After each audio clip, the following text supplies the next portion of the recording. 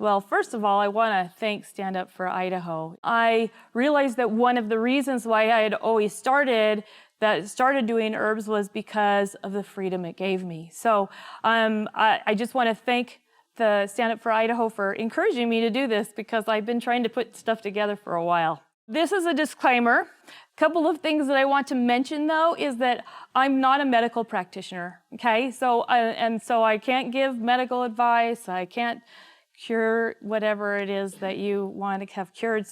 But I am an herbalist, and another thing I want to mention is that the one that's bolded, as with conventional medicine, herbal medicines, medicine is vast and complex and must be used responsibly. Individuals react differently to different remedies, okay?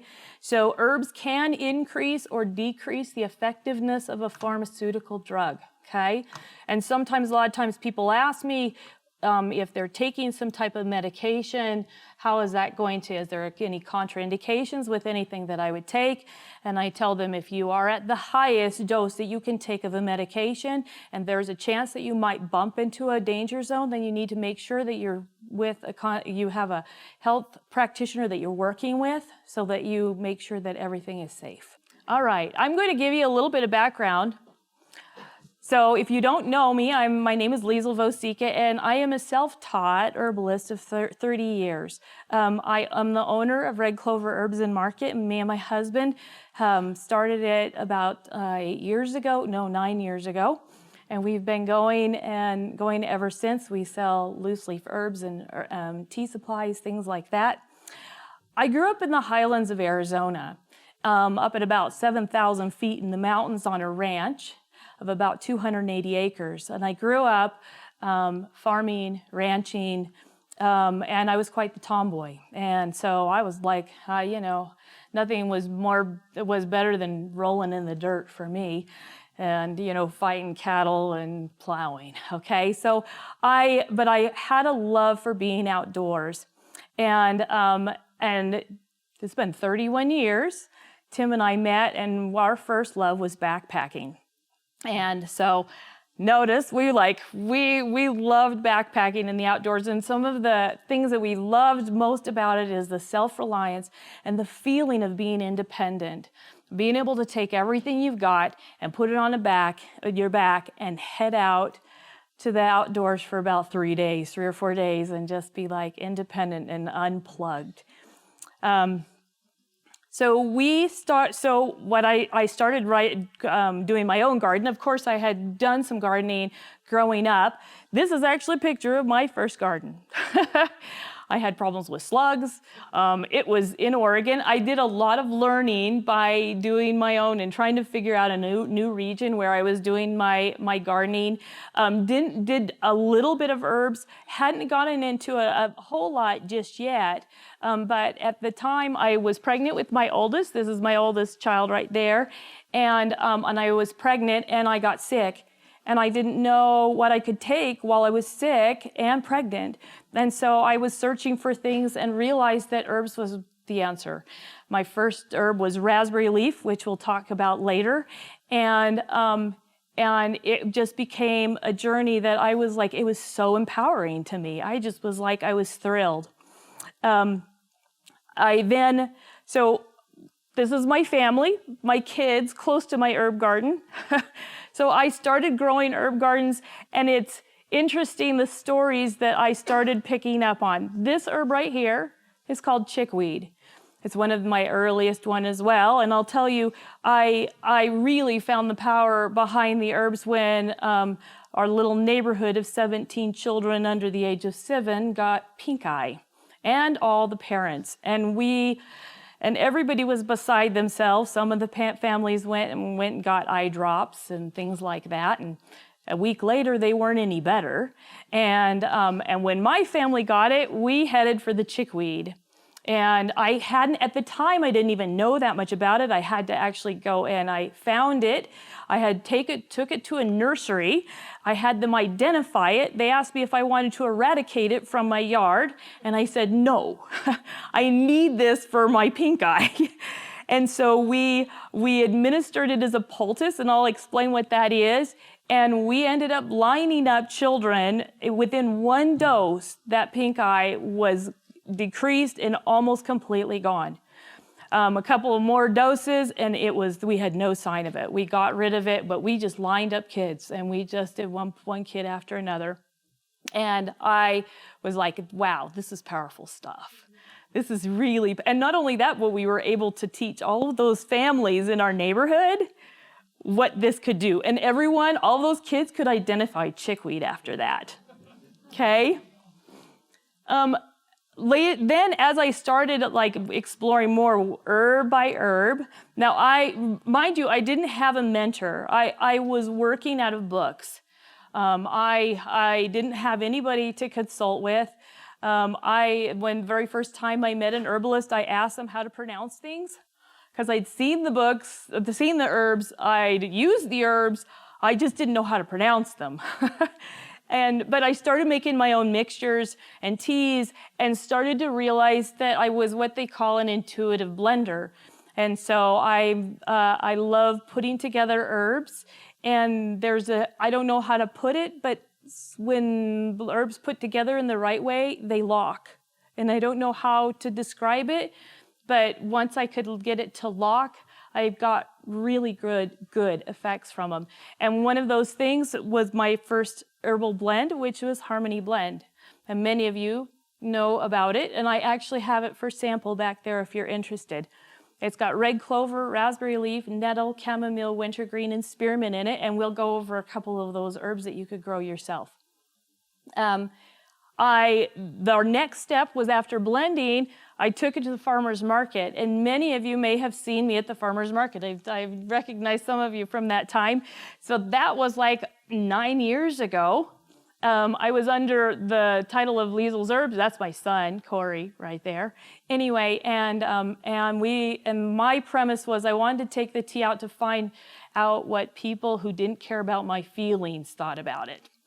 Because, you create something and your mom says, hey, that's great. And your sister goes, oh, I love it. And your best friend, of course, is not going to say that it's negative either. And so I went out and I said, okay, I'm going to find out. Because, children don't lie. And the public, they might, adults, they'll try to spare your feelings a little bit, but kids, they do not. And we had an 80 or 90% approval taste.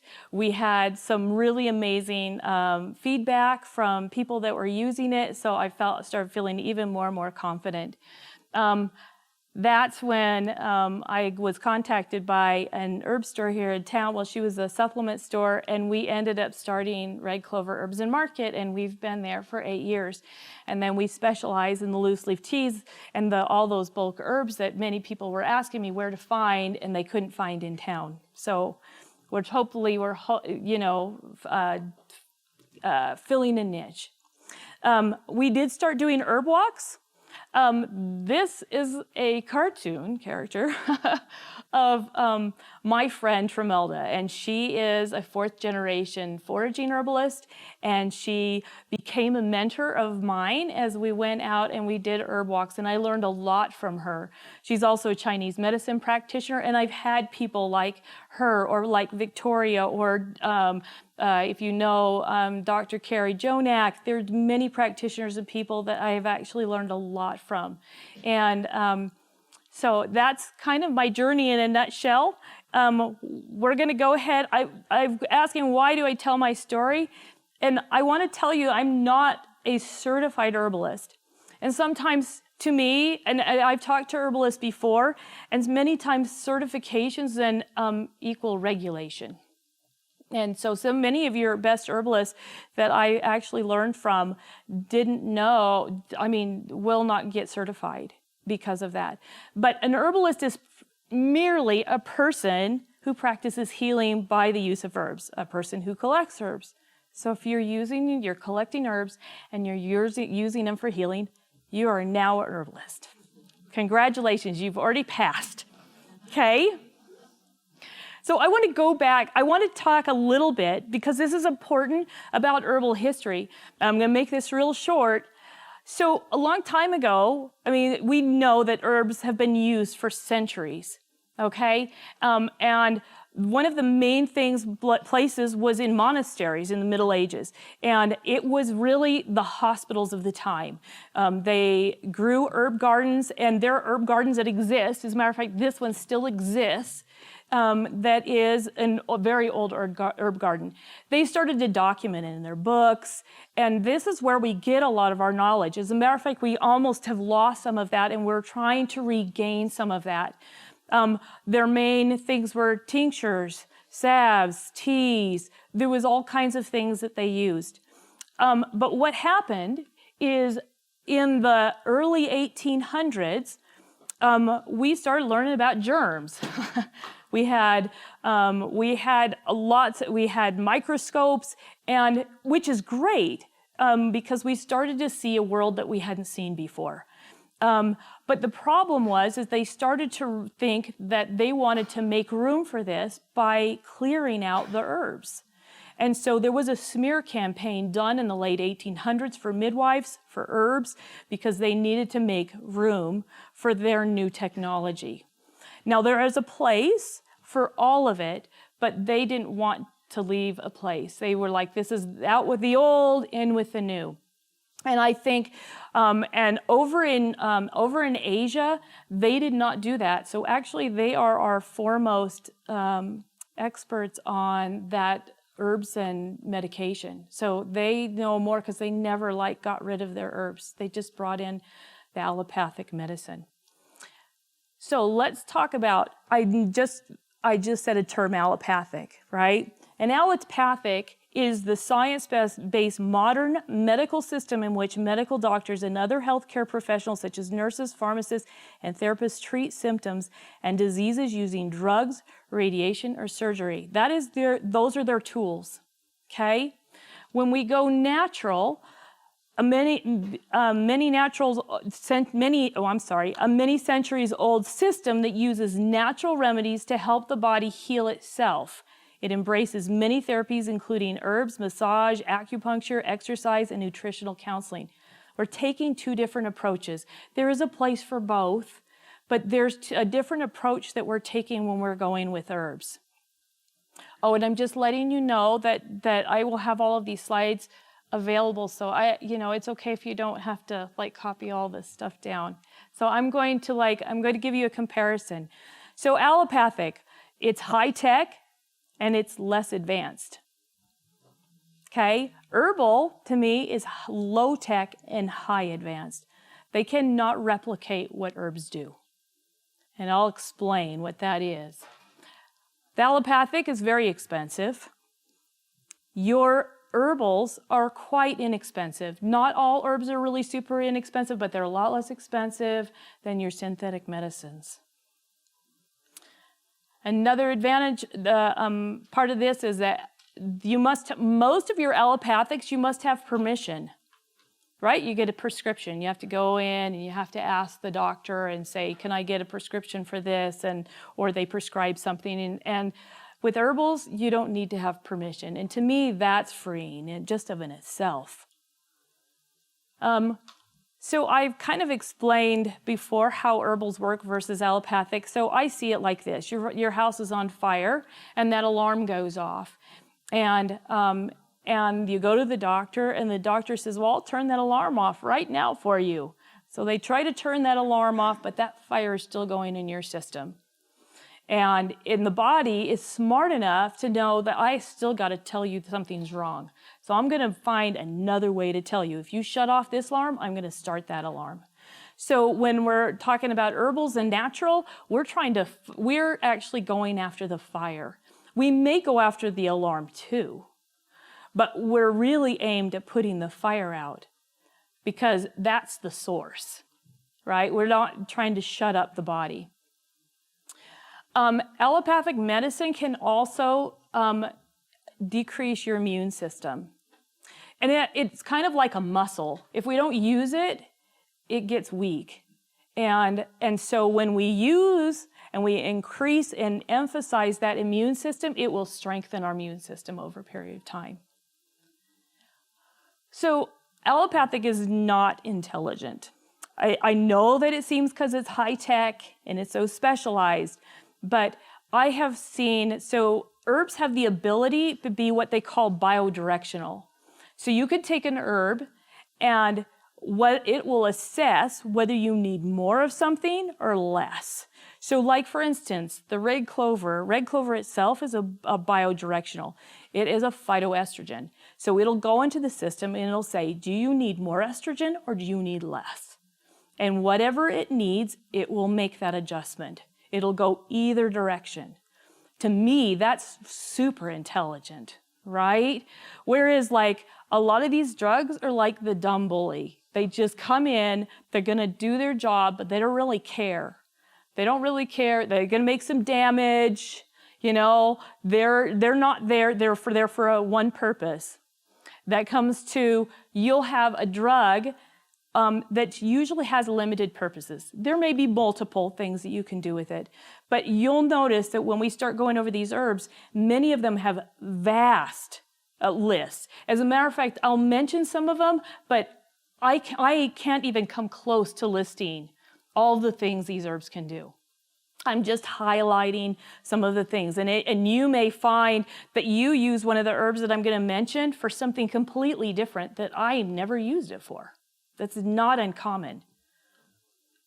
So to me, going holistic and going with an herbal is healing. Because if you don't have to be on a medication for the rest of your life for the next 20 years or 10 years or a year, right? That's healing. When you finally can say, I'm done, and let's move on to something else. Most of your times with medical, you actually have a medication dependence. And so it's not uncommon for people to have medications that they continually take for year after year after year after year. And their doctor says that they don't see any foreseeable time when they would stop. And that to me means that you're medication dependent. It actually frightens me, the thought that if our high tech goes down and we don't have these things available, how many people that are on medications, what is going to happen when they can't get these medications? They're dependent on them. They might, I don't know what they'll do. It just seems like to be truly independent, you'll need to make sure that you have alternatives to those. Now, I believe that allopathic has its strengths. They're great at trauma and stabilization. I say, and I know that many of you may have heard this before, but if I'm in a car wreck, don't drive me to the herbalist. Okay, drive me to a hospital where I can get aid, okay? There is a time and a place, and use wisdom in this. It's okay that if you have an issue going on, it's okay to go and stabilize the situation. That's okay. Because I'll have people that come in and they'll go, oh, I'm just like, I didn't know what to do, so they started me on this drug and that drug and that drug, and it's like, it's okay. You stabilized your situation, right? It may have been life-threatening. I don't want anybody to be going, well, I'm a diehard herbalist, and I'm going to doggone it, I'm going to take care of this all by myself without any help and actually become worse for it. So I love the intermix of both. I think they both have their place. And I'm not saying that they don't. I just, the herbal side, we have a lot of strength in preventive and health. So if we can help in the terrain, so sometimes when we talk about germ theory, right? We're talking about things coming in and attacking us. Well, we're working on the terrain. So if that stuff starts to hit us, we're good, right? This whole last couple of years, it was hitting immune-compromised people.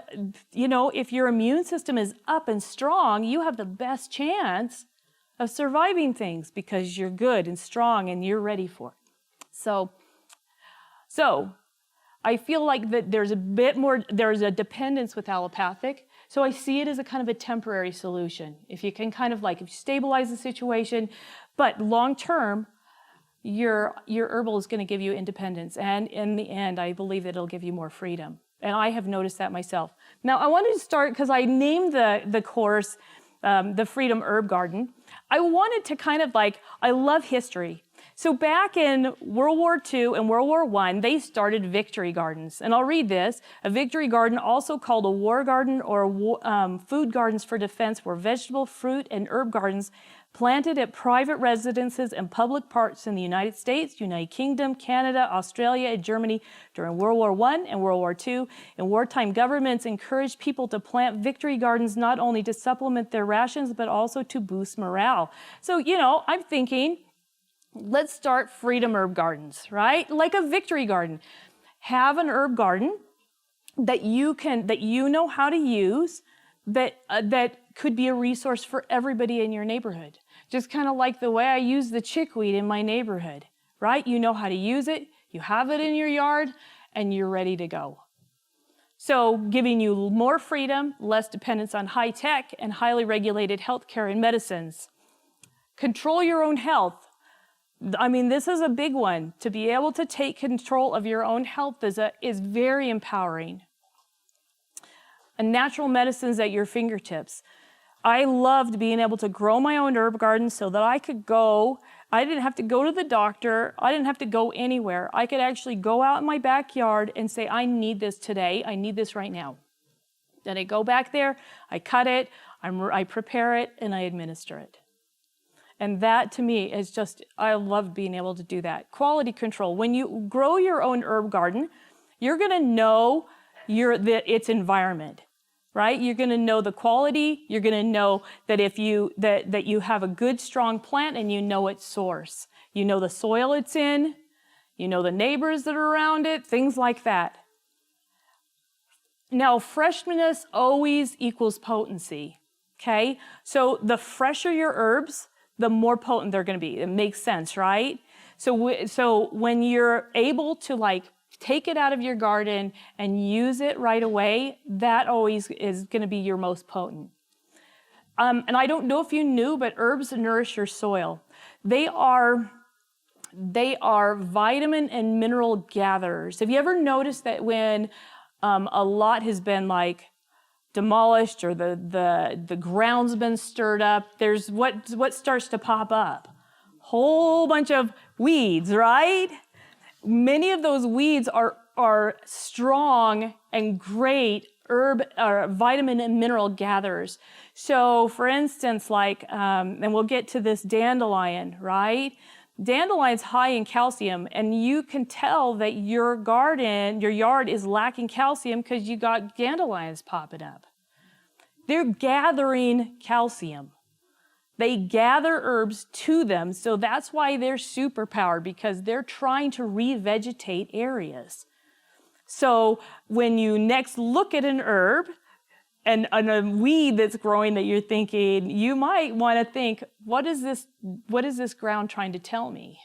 What is in the soil? As a matter of fact, and I'll go over the dandelion a little bit later, but the herbs benefit your other plants. I don't know if you knew, but many of your herbs are herbicides, pesticides. They'll actually keep insects out of your garden, and it'll actually protect your other plants. And so positioning them in good places will help that. Also, I love making my yard useful and beautiful. I love being able to have flowers I can eat.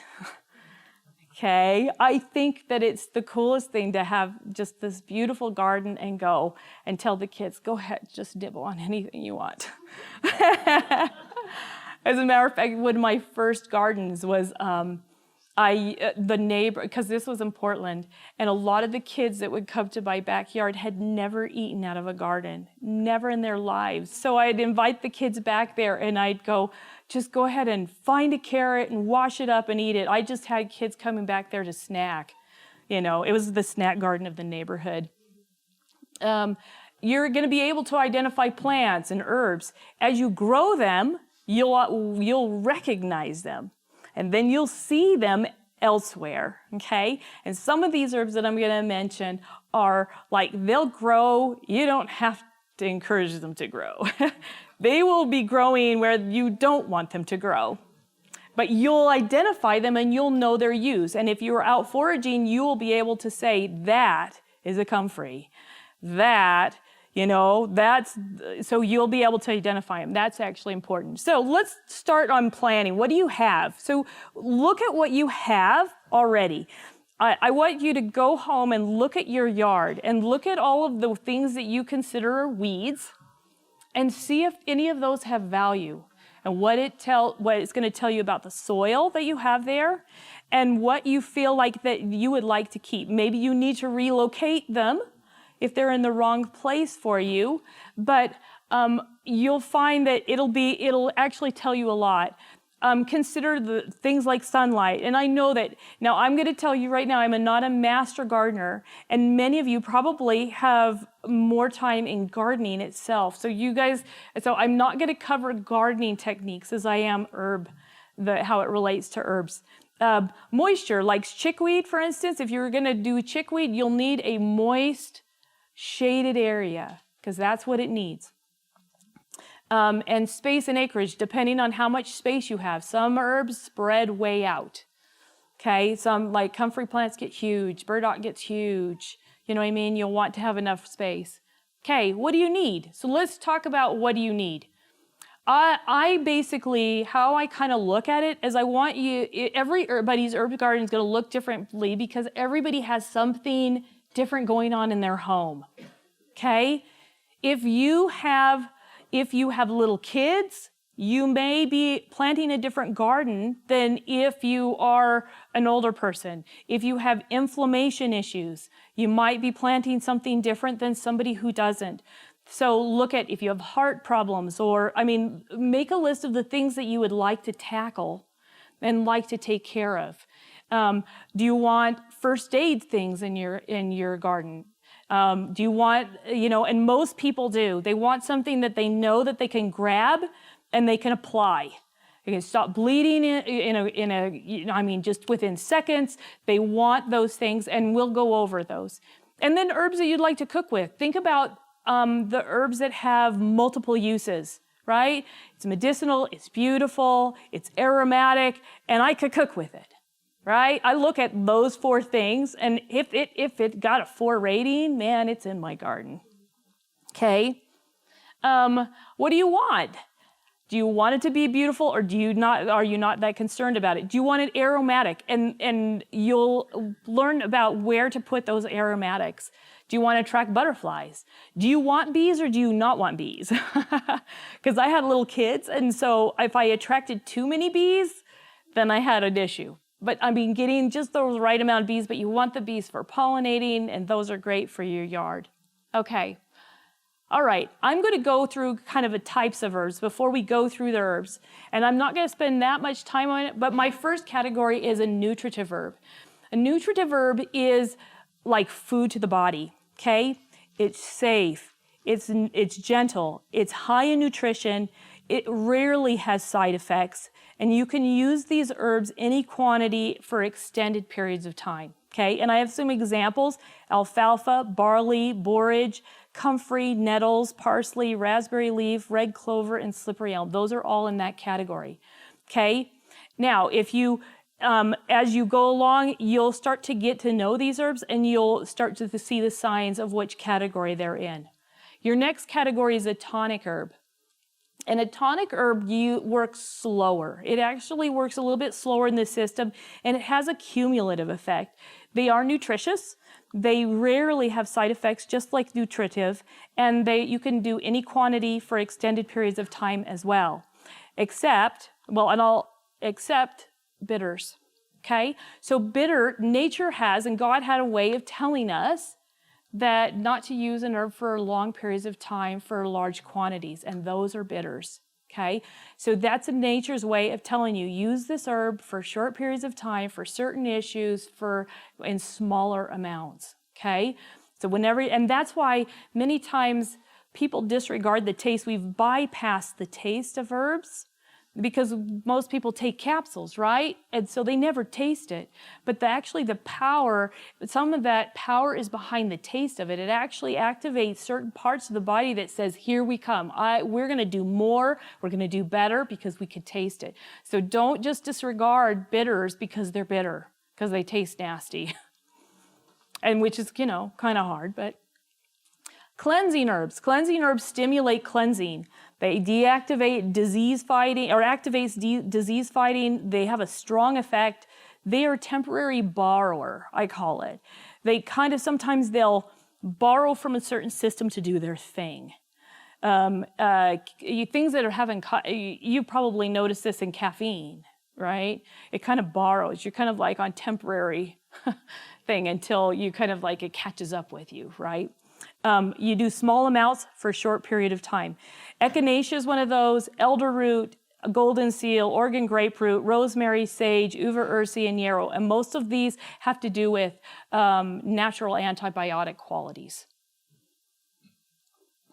Then you have your highly potent, okay? Now this is a category that everybody, when you talk to a doctor that goes, oh no, they're really dangerous, they're worried about that category, okay? Because there are herbs that are now most herbalists will say there is no such thing as a poisonous plant, just highly medicinal ones, okay?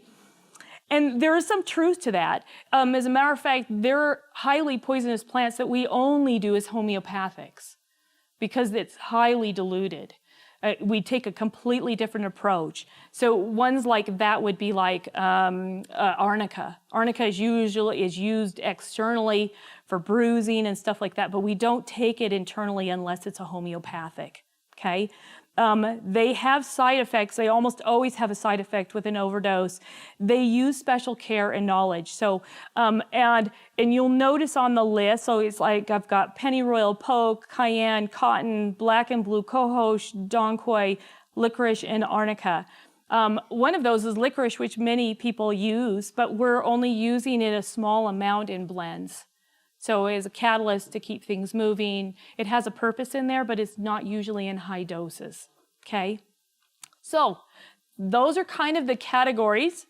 So we're gonna go and we're gonna start talking about a couple of herbs, okay?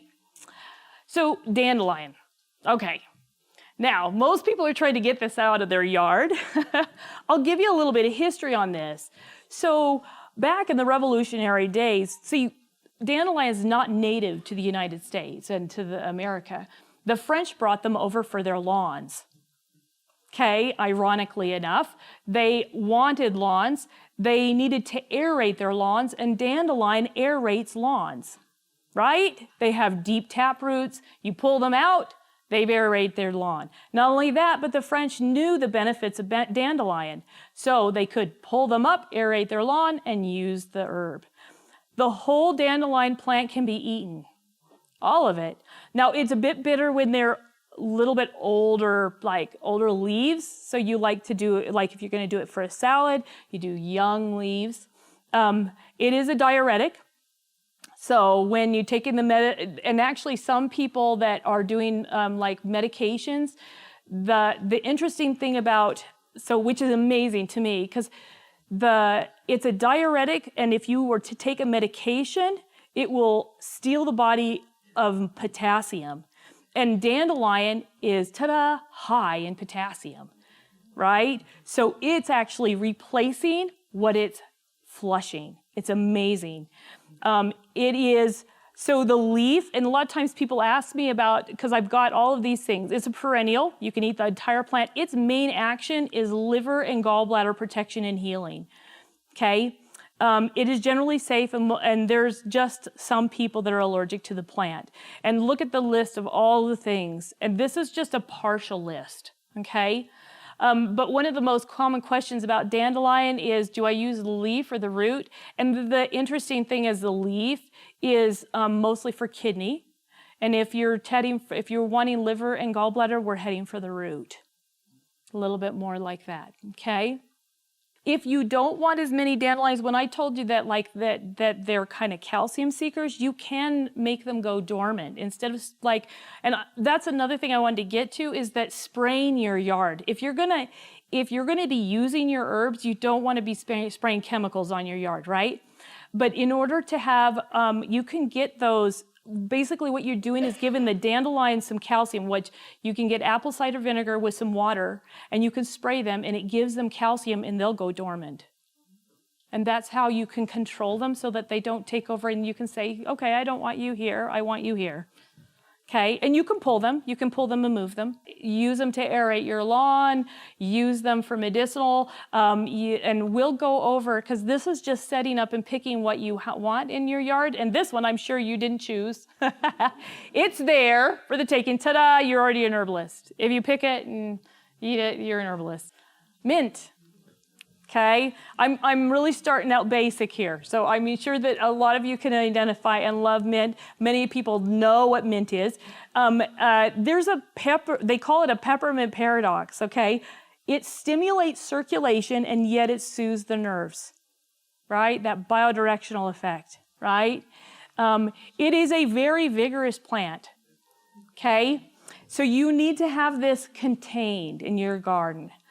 Give it a patch and let it go. It will and if you have other mints, it will crossbreed. I mentioned too that peppermint and spearmint, and let me explain. Peppermint is stronger than spearmint. Spearmint is used mostly when we're dealing with pregnancy or children. Okay, it's just, sometimes peppermint is just too strong, like for infants and for children. They're both catalysts. All of your mint family are catalysts. That means that they actually activate and help move other herbs. It's interesting, nature made it so that mint could be added as to make other herbs more palatable.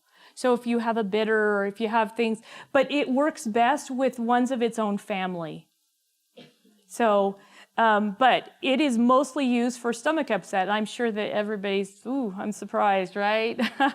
Stomach upset makes, a good herbal, good mint tea is actually really great. But look at all the things. I mean, we've just got, it's antibacterial, antifungal. A lot of people use it for headaches and migraines. It is considered a superfood. It was historically, it helps to keep bugs away.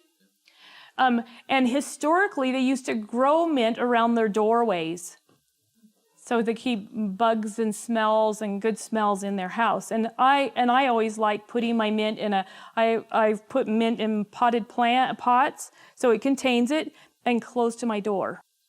Next one is chamomile. And a lot of people know and have tasted chamomile tea. It's kind of like, it had the name commonly of ground apple because it kind of has that spicy apple flavor. There are two types. There's the German and the Roman. And so just like the German is an annual, and it's a little bit stronger medicinally, and then the Roman is a perennial, and it's a little bit less bitter. So you kind of choose whether you want to grow it every year or you would like to have it as a perennial. We use the flowers. It has a soothing effect on the mind and body. It is a catalyst as well, so it actually helps to move other herbs as well.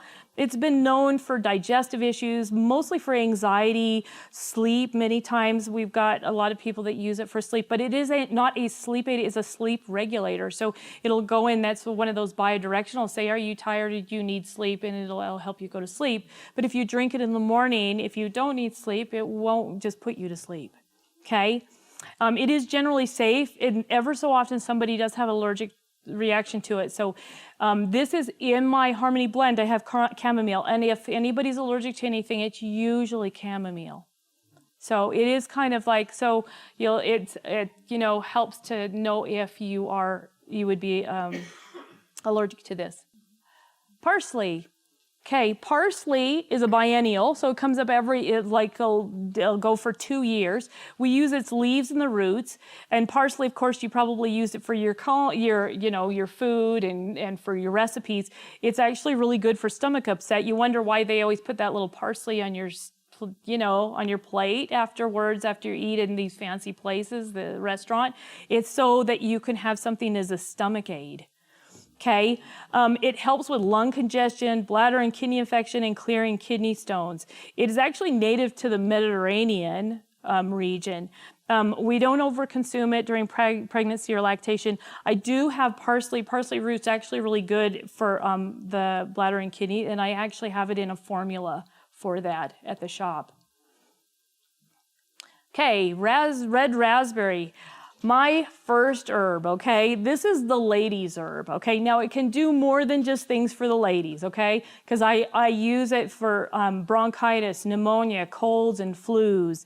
I've used it for stomach problems. I've used it for all kinds of things. But one of the things that it masters at are things for as far as women. It helps to regulate the women's cycles. It helps with morning sickness. It helps during pregnancy. It helps during labor and delivery. It helps at lactation. It helps with menopause. It is an amazing herb. And it's used in moderation until the last 6 weeks during pregnancy, but it's not, it's just amazing. I've used it, I've had people use it for, especially for like stomach problems and things like ulcers and things like that. So, and then you can have the berries. Come on, you can eat berries. You can have the raspberry leaves. And actually how I first discovered this is my mother-in-law. She actually brought me, I'd been doing some studying and she was living in Washington at the time, and she brought me this big bag of raspberry leaves. She'd heard that I was getting into herbs, and she was like, here, and I was like, oh, I was like, thank you, this is just wonderful. So, all right. Comfrey, all you need is a sliver of a root. Okay, so I had a friend, he was a landscaper, and he was like, why do I have this plant? He kept tilling up and trying to get, aerate his lawn or whatever. He was kind of stirring things. He had a mulching thing that was like replanting it. He kept replanting this comfrey, he didn't know what it was, in his yard. And he was like, what is going on? And I said, you have really great comfrey in your yard. And he goes, and I says, that only takes a sliver. and he goes, oh, well, you think I need to get rid of this? And I said, but you know what? It's a fantastic herb. This is my herb when it comes to, it accelerates healing, okay? If you make a comfrey salve, it will actually go in 2 or 3 inches into the skin. It will heal bone, tissue, ligaments, skin. It is amazing. I carry a comfrey salve. I encourage people to drink it because I have seen people just heal from wounds and cut. There's a customer that I have as an MMA fighter. And so I started him on comfrey salve and drinking some comfrey tea. I did it in conjunction with my Harmony because it's strong in anti-inflammatories. Then he cut about 18 months off of his recovery time. It's really good. Echinacea. Echinacea, also known as purple coneflower. It's a perennial. It's easy to plant and grow. You use the root. You can use the flower. Its greatest action is in its immune system stimulant.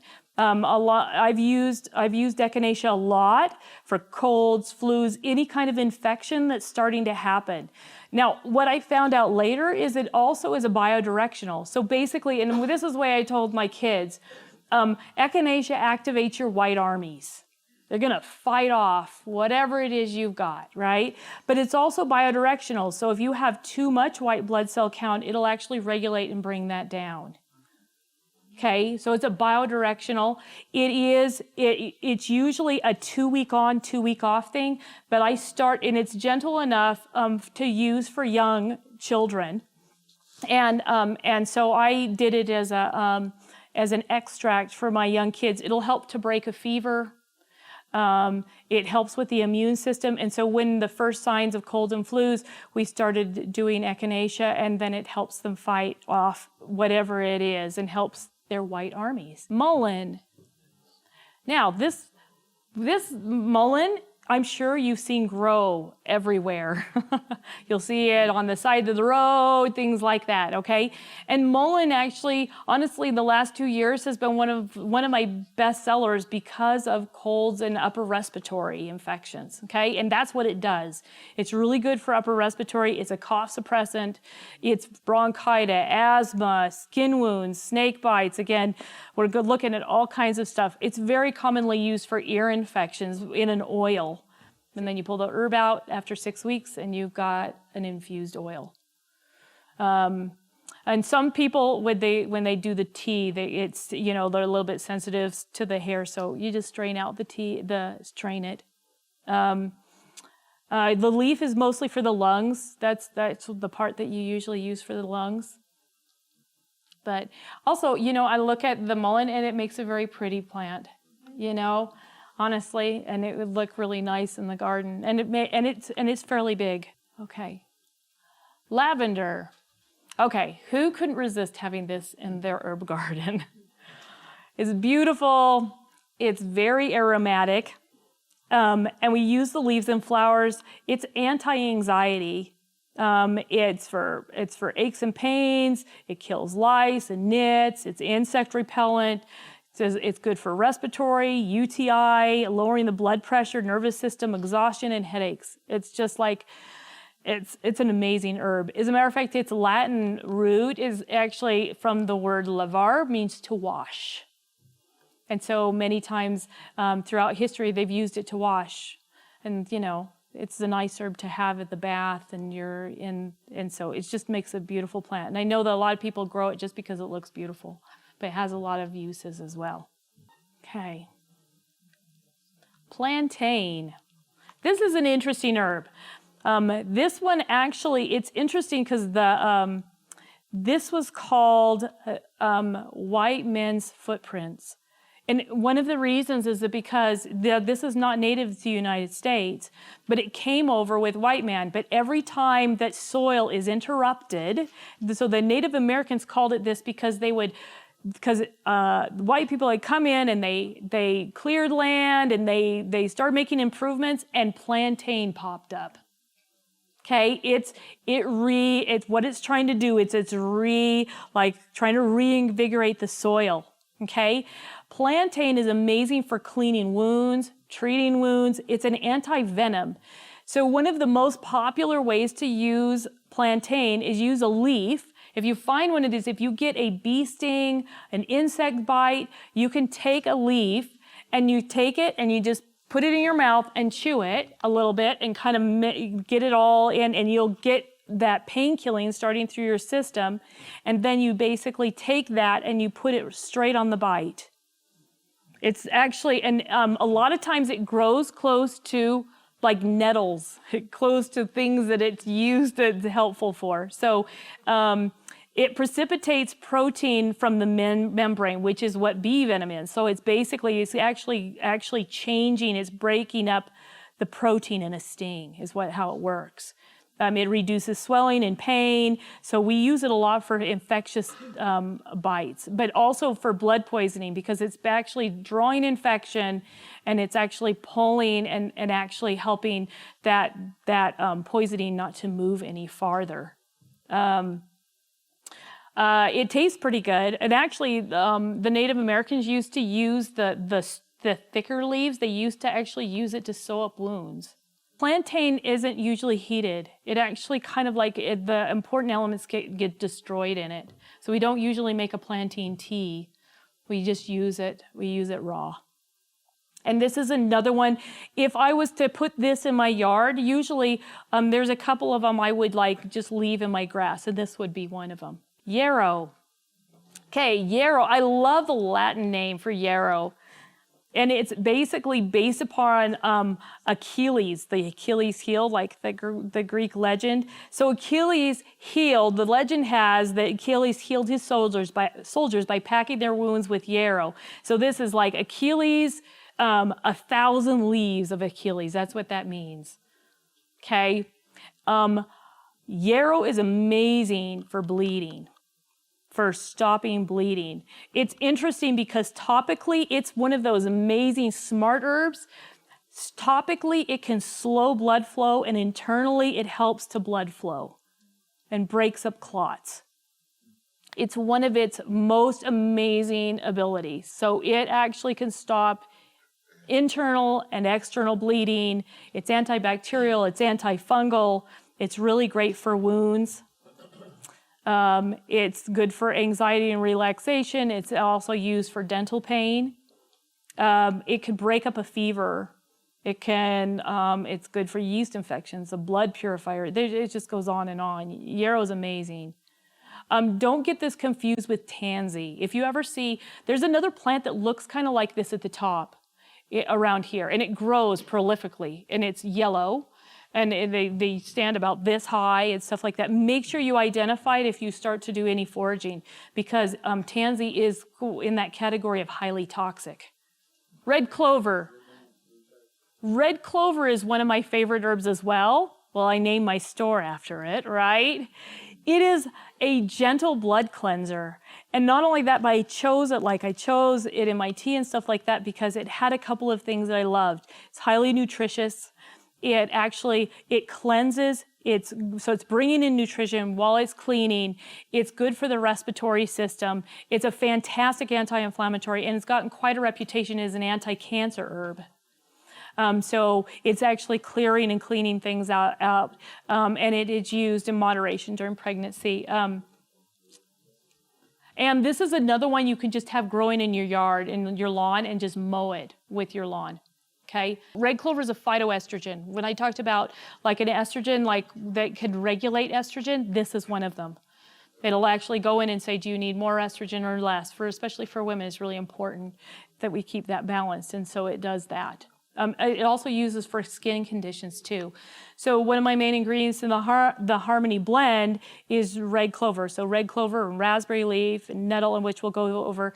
And I recommend you use it topically too. So you can drink it as a tea, but if you have bruising, if you have any kind of skin condition, you can just take the tea out of your fridge and put it on a paper towel and slap it on there. And I've also had people use it for allergies, and they'll take it out and they'll put it on a paper towel if they have watery and itchy eyes, which we'll get to because part of that's the nettle, and you can put it on the eyes and it'll bring that inflammation down.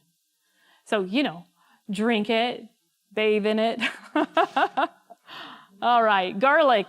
Okay, everybody knows, come on, garlic is like very strong, great immune stimulant, antiviral, antifungal. One of the things that you want to do though with garlic is make sure it's not that, because it's a bulb, it'll actually pull a lot to it.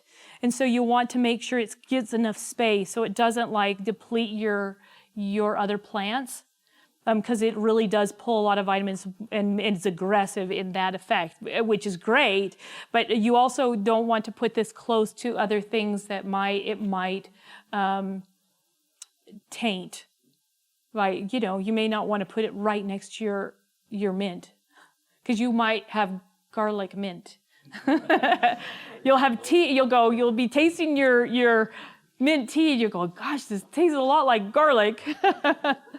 It is, and so, it's great for, it's antiviral, antibacterial, all of those things. It's good for warts, parasites, it's immune system booster. It's really good. Vampires, there you go. If you have a problem with that in your yard, Yes. Now, garlic does lose some of its healing properties when it's cooked. It'll be the most healing if it's raw. Okay, so once you cook it, you're going to lose some of that. But if you're really wanting that strong, and so a lot of times we'll take a garlic, like garlic cloves, and just set it in oil and let it do a garlic oil and use it that way. That's a great way to use garlic. Okay. Burdock. Okay, this is a biennial. It grows all over the place.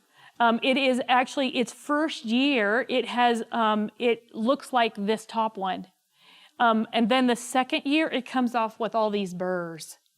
So you'll know that it's the year 1, year 2. Okay, burdock actually stimulates both the liver and kidney, and it eliminates toxins from the body. So a lot of times we use it for allergies. We use it as antibacterial, and antifungal, for skin conditions, for inflammation. The one poison lookalike, it looks a lot like rhubarb. Okay, that first year it looks like rhubarb. So make sure that you've got the right plant if you forage. If you've planted it, then you'll know. You'll know that you've got, and then when it comes out with that second year and those burrs, you'll know that you've got burdock. Okay? All right. And this is actually, it's used a lot for allergies. Stinging nettle, talk about allergies, okay? Stinging nettle is one of my favorite herbs. It is high in chlorophyll, high in almost every nutrient that you need for human development. I mean, seriously. The stings itself are actually it's like putting vitamin C. When you get stung by stinging nettle, it's like injecting vitamin C into your skin. As a matter of fact, Romans it's called Roman urtication. And they used to take the nettle, and when they had inflamed or swollen joints, they would take and tap, and what it'll do, it'll actually make it swell just quickly, and then it'll go down, and the pain will be gone. So it's used a lot as an anti-inflammatory, and that uric acid is part of like the healing process. Oh, urtic, I'm sorry. It's really great for arthritis because it's anti-inflammatory, and it's high in chlorophyll. And chlorophyll we really need for human development and for blood purifying and things like that as an anti-inflammatory. Stinging nettle does sting, but like I said, it's kind of like a vitamin C. Handle carefully when you're harvesting it. It does, it can get irritating. Yeah, more stinging nettle cures stinging nettle. All right. Stevia. Okay, now I love having stevia on hand. Stevia is 30 times sweeter than sugar. Okay, but what it is that it's going to be an annual here in Idaho. It is normally a perennial, but our climate doesn't really grow it as a perennial. If you remove the flowers early, that'll improve the leaf flavor, which is that sweetness. It's highly nutritious. It helps, one of the things that's nice, it helps to regulate blood sugar levels. It's actually really good for people that are diabetic. And so if you're looking for something sweet and you're diabetic, it's a really great way to get a little bit of that sweetness. It helps to lower blood pressure. It inhibits the growth and reproduction of a bacteria that causes tooth decay. And so a lot of times you'll see it in tooth powders. I have it in my tooth powder because of that. And it aids in weight loss and it does no calories. It helps with upset stomach, things like that, and it strengthens the immune system. So it's actually really good. These are really hard to germinate from seed, though. I usually try to get a starter plant for stevia. Option to consider, okay? I'm going to talk about just your herb garden. Think about formal or informal, and we'll go over that. Do you want them in rows or blocks? I did my herbs in blocks because I can fit more in a small space. And I also did some research, and I actually find that I have to do less weeding when I do it in blocks. So basically what I'm doing is I'm scattering, I just make a patch of it, and then I thin it to where I need it, and then let it grow, and give it that space, rather than doing it in rows.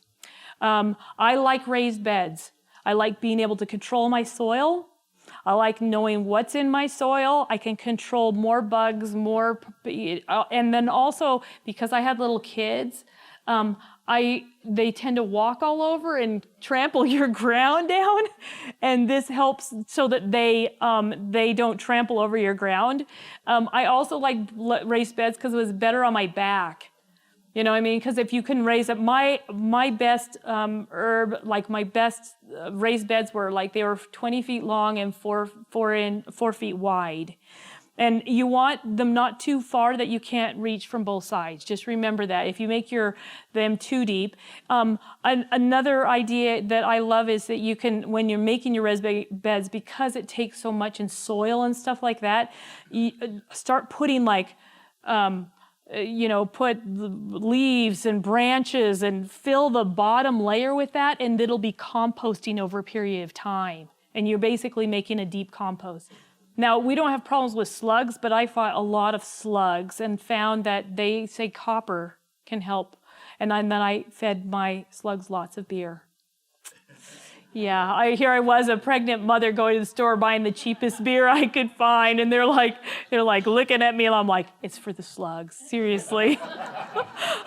I even had our neighbors, they were a young couple, and they were thought it was hilarious. So every time I'd see my backyard, they go, "Oh, do you want a beer?" "Oh yeah, I'll give it to my slugs." Oh, and I was going to mention perennials and annuals. Perennials and annuals, sometimes you can like mix and match them, but if you're going to go perennials, I usually kind of like said, this is my perennials, right? And these are going to just keep growing.